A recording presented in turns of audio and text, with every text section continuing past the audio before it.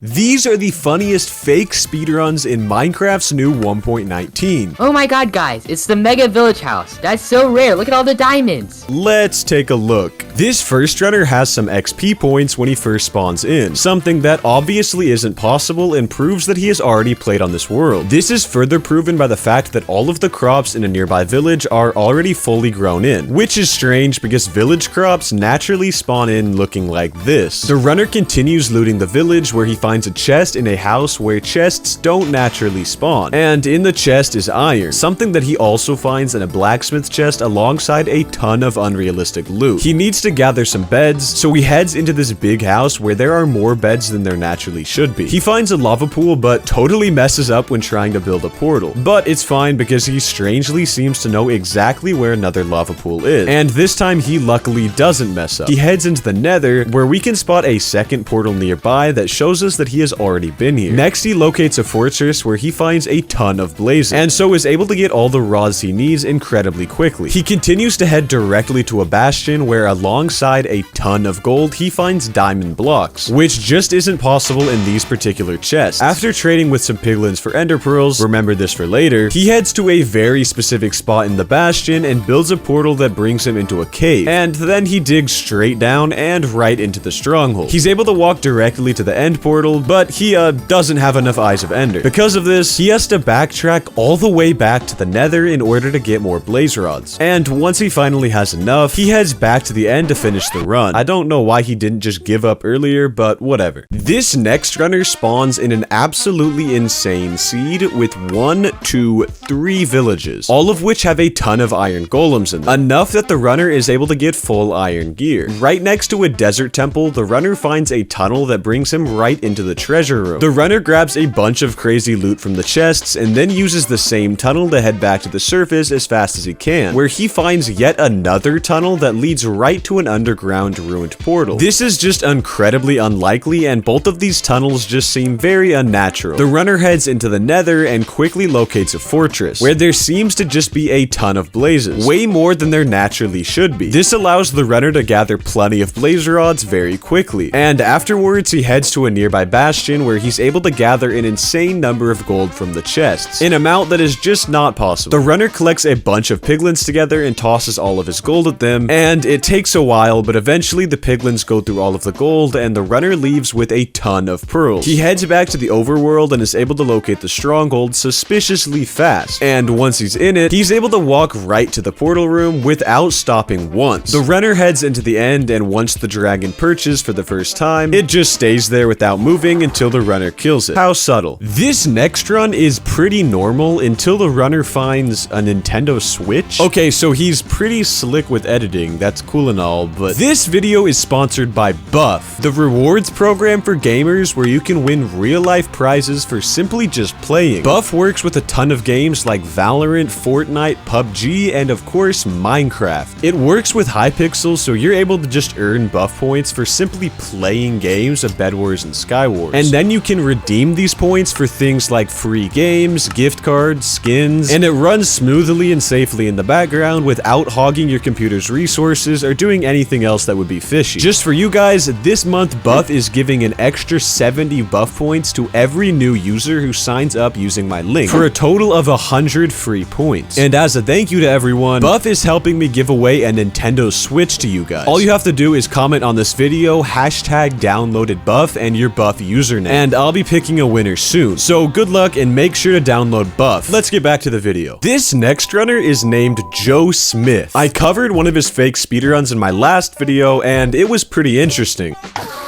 Cry about it. So after I talked about him, he decided to attempt another speedrun. So Joe starts his run with a pretty interesting strategy. So I'm gonna hit a multiplayer because I'm playing this one online because my computer has no storage left, so I don't have a world. That already tells us quite a bit. He starts chopping some trees and does a little mining, and then he finds a ruined portal. If you remember my last video, in Joe Smith's last speedrun, he found... It's an Enderman dungeon? No way. I didn't even know these things existed. They're so rare. And so in this speedrun, he has something to say about it. Okay, the Enderman dungeon. Yes, it was lucky. It happens, but it was really lucky. And I'm probably not going to find another one, so I have to resort to going to the nether like some kind of noob. So he completes the ruined portal and heads into the nether. And then he finds... There's no way! It's a blaze dungeon! Guys, these are so rare! Yeah, you heard him right. A blaze dungeon. How creative. So he's able to get all the blaze rods he needs, as well as ender pearls in the chest of the blaze dungeon. And he heads back to the overworld, where he locates the stronghold, enters the end, and...